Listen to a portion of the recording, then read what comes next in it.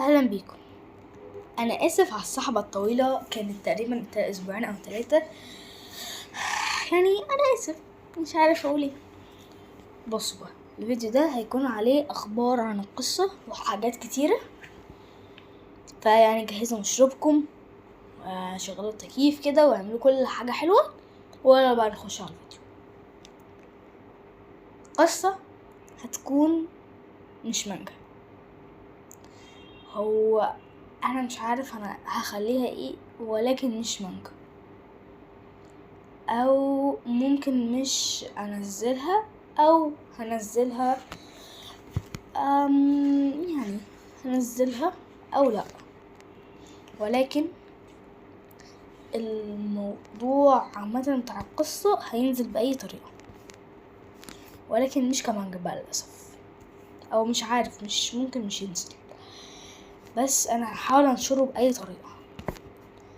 القصة زي ما انتوا شايفين 6 قارات، كل قارة فيها حاجة معينة، زي ما انتوا شايفين كل قارة ليها اللور بتاعتها، والقصة كلها دي ليها لور اصلا، فيعني القصة نفسها ليها لور. متخيلين؟ انتوا لو ركزتوا شوية في الماب دي هتحسوا باللور، بس يعني مش هيتعرف غير لما يتكشف. القصة عموما هتكون قصة اكشن فانتازي واكيد شونن، او ممكن بلاك شونن شوية. هو يعني بصوا، انتوا اكيد عارفين نظام جوجوتسو كايسن. هو جوجوتسو كايسن مش بلاك شونن ولا يعني في وسط ولا شونن، هو في وسط بينهم. انا برضو قصتي كده، هي هتكون في النص بينهم. هتكون generations، اللي هو أجيال، كل جيل هيكون ليه قوته حاجاته. مثلا الجيل الأول هيكون شونن، الجيل التاني هيكون سينن.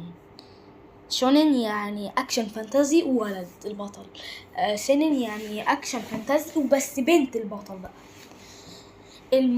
الموضوع القصة ليه مغزى، لكن المغزى مش هيبقى واضح أوي يعني.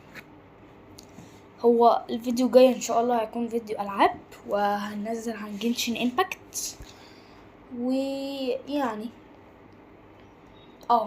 هنستعمل اسامي عربية اصيلة في القصة، يعني مش هستعمل اسامي ياباني، هستعمل اسامي عربية.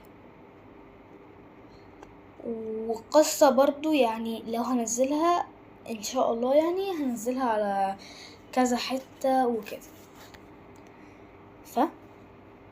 يعني ان شاء الله تكون عجبكم الاخبار الجديدة، باي باي.